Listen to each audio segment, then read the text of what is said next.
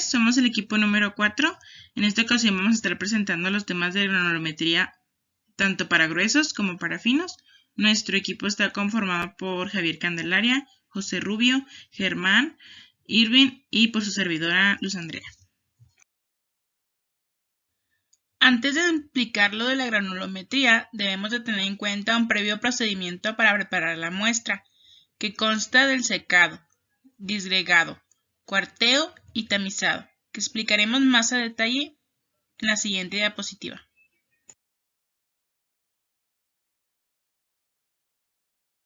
Procedimientos para preparar la muestra.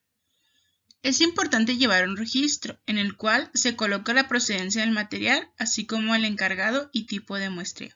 Eso es importante principalmente cuando uno ha tomado distintas muestras en diferentes sitios o en diferentes puntos en el mismo sitio.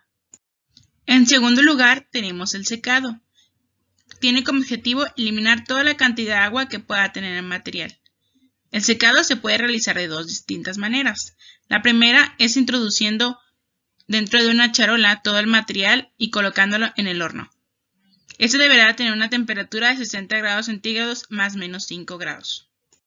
La segunda forma es dejar la muestra al aire o al sol a temperatura ambiente. Esta se extenderá en una charola o sobre alguna superficie lisa y limpia, de tal manera que sea fácil recogerla. De esta manera tenemos que tener cuidado de evitar la pérdida de granos y su contaminación. En tercer lugar tenemos el disgregado, que tiene como objetivo separar las diferentes partículas aglomeradas que constituyen nuestra muestra. Nos podemos apoyar del mazo de madera, que nos ayudará a disgregar lo más posible todos aquellos aglomerados que se encuentran de un volumen mayor. En cuarto lugar tenemos la homogenización, que tiene como objetivo obtener porciones representativas de la muestra. Nos podemos apoyar de la pala de punta cuadrada con la cual mezclaremos el material hasta verlo homogéneo. En último lugar, tenemos el cuarteo, que tiene como objetivo obtener porciones representativas del tamaño de la muestra. Nos podemos ayudar con la pala de punta cuadrada, con la cual mezclaremos todo el material de la muestra disgregada hasta que ésta presente un aspecto homogéneo. Seguido de esto, levantaremos simultáneamente dos de sus vértices opuestos, hasta formar un cono en el cual con ayuda de la pala iremos depositando el material en el vértice, para que de esta manera se acomode por sí solo, procurando que la distribución se haga uniformemente. Una vez formando el cono truncado, se separa en cuadrantes sensiblemente iguales con ayuda de la regla cuarteadora. Seguido de esto, sobre una charola se junta el material de los cuadrantes opuestos. De ser necesario, se repite el procedimiento las veces que sean necesarias, para obtener la porción de tamaño requerido para la prueba que se trate.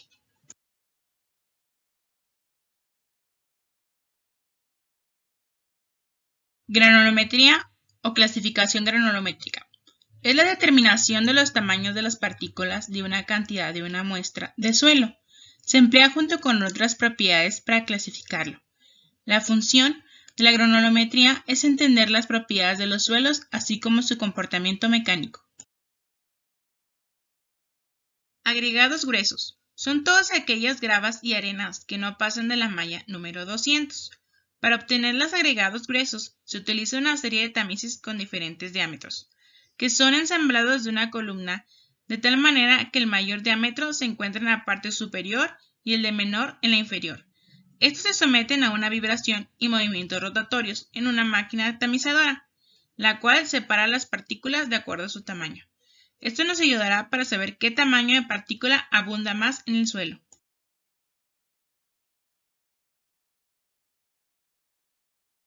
Granulometría de gruesos. Tiene como objetivo determinar la cantidad de material de acuerdo a su composición de tamaños de sus partículas. Algunos de los materiales que utilizaremos en esta práctica son mallas de diferentes aberturas, pala de punta cuadrada, cucharón abarrotero, escantillón de 20 centímetros, dos charolas rectangulares de lámina, báscula con capacidad de 20 kilogramos y aproximación de 1 gramo.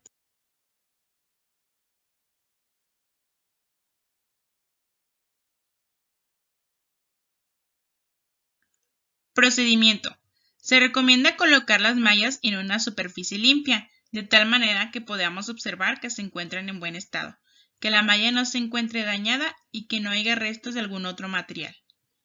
También es importante verificar que estén ensambladas correctamente. La malla con mayor abertura debe de estar en la parte superior, mientras que la de menor abertura en la parte inferior. Una vez que hemos tenido las mallas colocadas correctamente, se procede a vertir el material. De esta manera, observaremos cómo las partículas mayores se van quedando en cada una de las mallas. Se coloca una tapa en la parte superior para evitar que las partículas salten mientras las colocamos en la máquina de tamizado. Después de determinado tiempo en la máquina de tamizado, con mucho cuidado desmoldaremos la torre de mallas e iremos pesando cada una de las cantidades del material que se quedó retenido en cada de las mallas. Es importante tener bien identificado la cantidad y la malla al que pertenece, ya que con esas cantidades las utilizaremos para realizar la curva granulométrica. Resultados. Una vez obtenidos los pesos de cada una de las retenciones de las mallas, hemos obtenido los siguientes resultados, en el cual observamos que la malla de 2 pulgadas y de 1,5 pulgada no retuvieron absolutamente nada, y que la malla con mayor retención es la de 1/4 de pulgada, así como que la mayoría del suelo pasó a la malla número 4, teniendo como resultado la suma de 18.559 kilogramos, teniendo correctamente la misma cantidad obtenida de la prueba de peso volumétrico seco compacto que realizamos en laboratorio.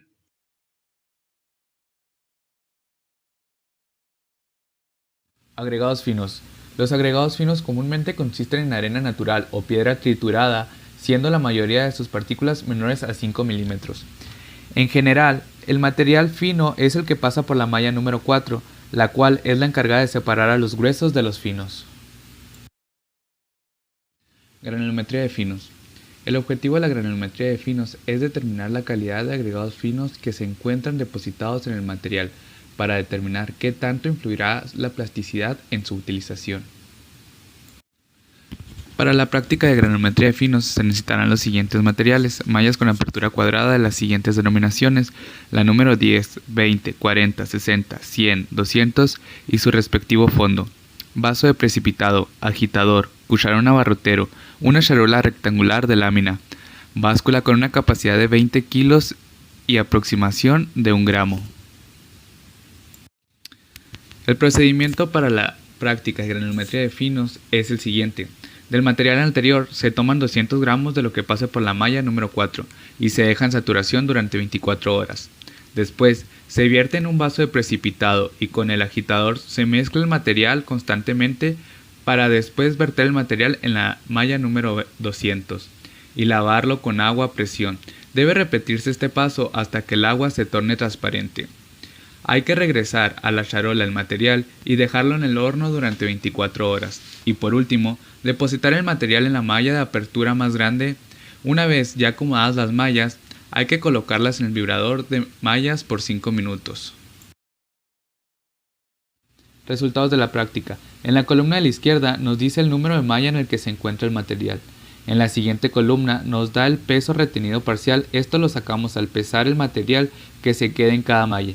En la columna en medio obtenemos el porcentaje parcial que se queda en cada malla del material total. En la penúltima columna nos da el retenido acumulativo. Este es una sumatoria del porcentaje retenido parcial de cada malla. Y en la última columna nos da el porcentaje de material que pasa por cada malla. Prueba del hidrómetro. Su objetivo es determinar el porcentaje de limas y arcillas en suelos que pasan la malla número 200. El método más usado para determinar este porcentaje es la prueba del hidrómetro, que está basado en la sedimentación de las partículas en suspensión en un líquido. Este determina la variación de la densidad de la suspensión con el transcurso del tiempo y mide la altura de caída del gramo más grande, correspondiente a la densidad media. Los materiales a utilizar en esta prueba son: probeta graduada con capacidad de 1000 centímetros cúbicos. Vamos a necesitar 2.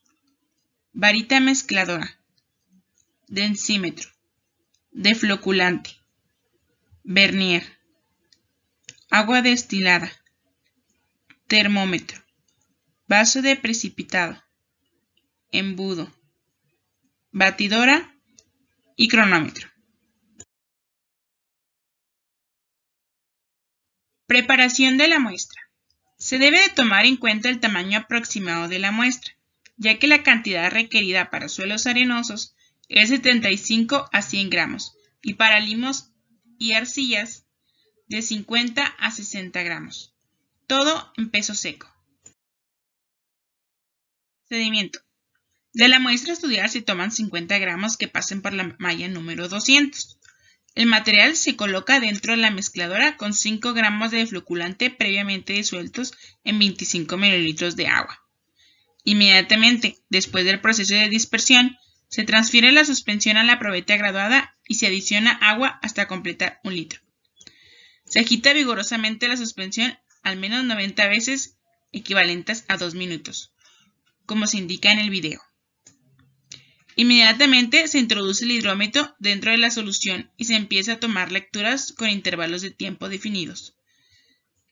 30 segundos, 1 minuto, 2 minutos, 4 minutos, 8, 15, 30, 60 minutos. 2, 4, 8, 16 y 24 horas. Entre lectura y lectura se saca lentamente el decímetro de la suspensión, se verifica que no contenga suelo adherido y se coloca en la probeta con agua limpia destilada. En cada una de las lecturas se toma temperatura de la suspensión. Un ejemplo de los datos obtenidos en esta práctica son los siguientes, en donde se coloca el tiempo en minutos, la lectura real, la temperatura, la lectura corregida, la longitud efectiva, la constante K, que es obtenida en una tabla que se mostrará en la siguiente diapositiva, el diámetro de la partícula, así como el porcentaje que pasa. Con los datos obtenidos en la prueba del hidrómetro podemos calcular el coeficiente de uniformidad o conocido como de Hazen. Es la relación que existe entre el diámetro que corresponde al 60% de peso más finas y el 10% del mismo. Este coeficiente indica la pendiente media de la curva granulométrica en su parte central y se puede calcular con la siguiente fórmula, donde D60 corresponde al diámetro en milímetros que cumple el 60% del material que tenga un tamaño igual o inferior a él, y el D10 corresponde al diámetro en milímetros que cumple el 10% del material que tenga un tamaño igual o inferior a él. De igual manera, con los datos obtenidos se pueden calcular el coeficiente de curvatura, que es la relación del diámetro del porcentaje de 30% entre el producto del 60% y 10%. El diámetro puede ser obtenido con la siguiente fórmula: K por la raíz cuadrada de la longitud efectiva entre el tiempo transcurrido. Estos datos pueden ser obtenidos por las mediciones que se realizaron anteriormente, y la K puede ser obtenida mediante la tabla que se muestra. Esto se basa en la temperatura al que fue adquirida. Con los datos obtenidos en esta prueba, pudimos formular la siguiente gráfica, que se encuentra a su derecha. Con la ilustración de la izquierda, podemos explicar que cuando se tienen suelos bien agregados, esto quiere decir que si la muestra contiene partículas de todos los tamaños y en las mismas porciones, su coeficiente de curvatura debe de estar entre 1 y 3. Y el coeficiente de uniformidad debe de estar ya sea en gravas mayor a 4 y en arenas mayor a 6. Y esto se puede localizar en la curva número 1. Si los suelos son mal agregados, presentan ausencia de algunos tamaños o uniformes. Por ejemplo, en la curva número 2,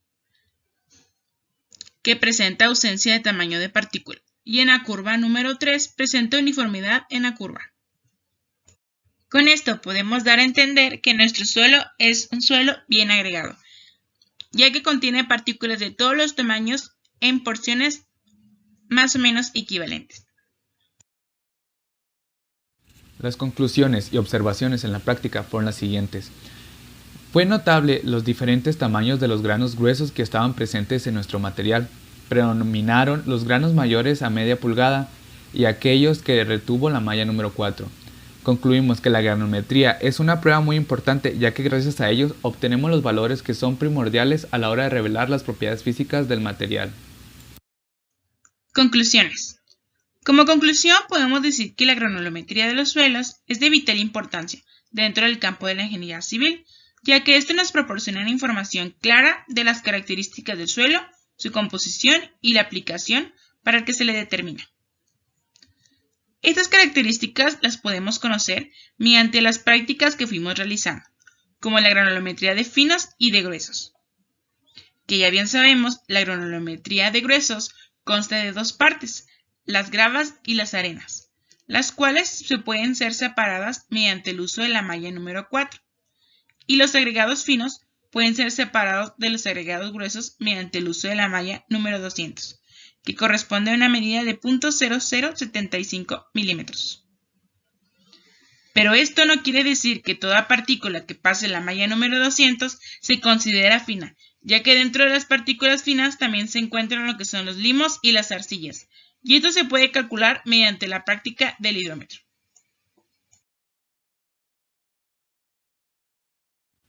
La norma utilizada para la práctica es la MMP 10603. Algunas de las referencias para esta norma son la de materiales para terraplén, materiales para subyacente, materiales para subrasante, muestreo de materiales para terracerías, clasificación de fragmentos de rocas y suelos, secado, disgregado y cuarteo de muestras y por último contenido de agua. Dichas normas pueden ser consultadas en internet en sitios oficiales.